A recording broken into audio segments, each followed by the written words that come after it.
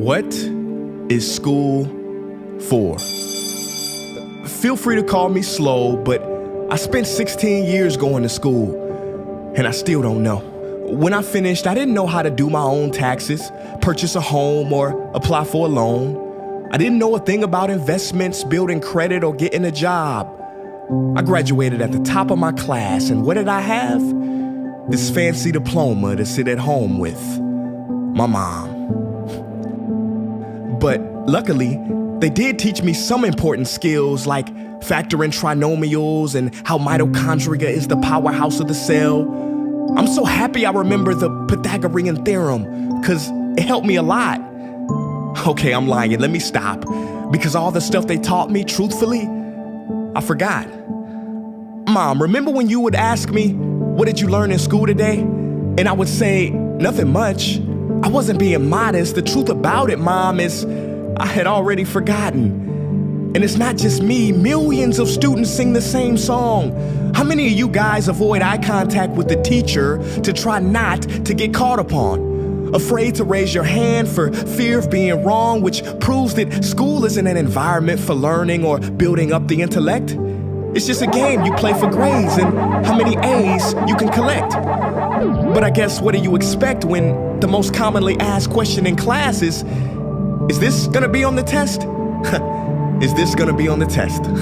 See, if school put learning instead of testing and memorizing as the top standard, then the letter F would not stand for failure. It would stand for find another answer.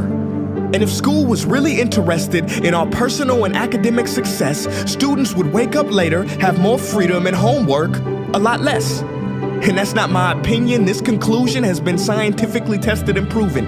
And any teacher that doesn't believe me, feel free to check my works cited page to inspect. Oh, and I did it in MLA format because I know that's all you will accept. See, students would get more benefit from an extra hour of sleep than putting them through the torture of an extra essay, reading 150 pages, doing problems 1 through 60 on the worksheet, and having 3 projects due by the end of the week. Not only is it pointless pain, but it's also dim-witted, because we get so much work, but they don't teach the time management skills to deal with it. See, in school, we are controlled by bells. We have to learn in rooms with the feng shui of a prison cell. We have to ask permission to relieve bodily functions, but not before the teacher asks a million questions like, why didn't you go before class? I'm sorry, my bladder is kind of on its own schedule and it's not always timely. See, teachers always say, use your time wisely. But that never made sense to me. Because these 6 cruel hours of our lives we call school might literally be the worst use of time management ever in history. Think about it, the traditional teaching method is foolish. No, it's useless, multiplied by the square root of stupid. What they do is they cram information in your head, force feeding you, and then you throw it up on the test. That's not education, that's bulimia.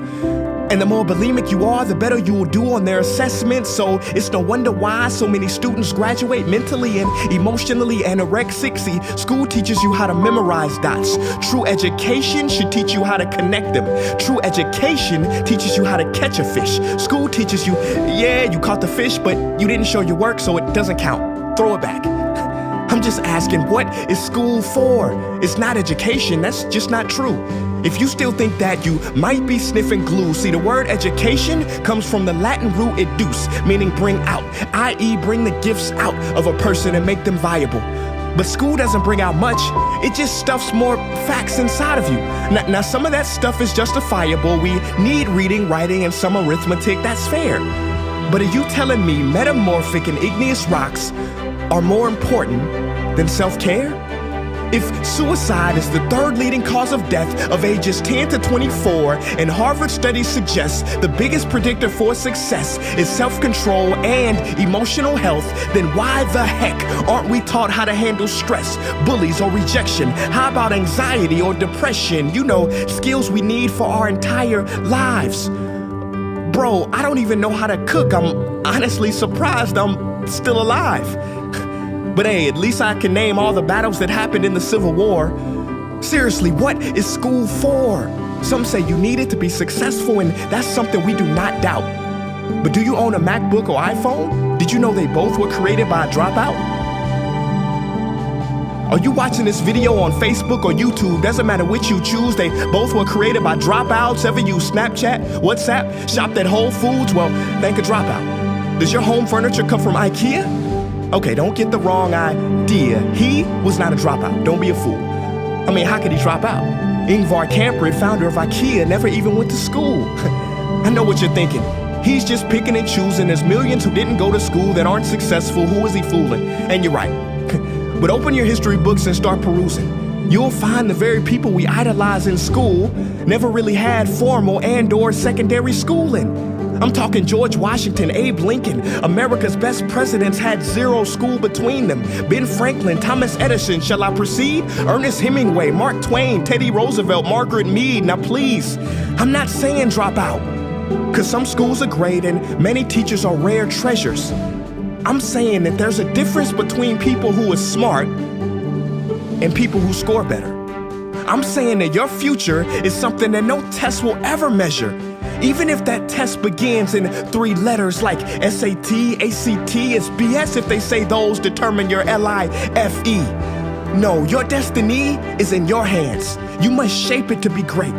So don't expect school to open doors, because it's more likely to slam them in your face. Sometimes I wonder about all the dreams lost in school and how much potential goes to waste. If it wasn't for music and YouTube, then I would have been just another lost case.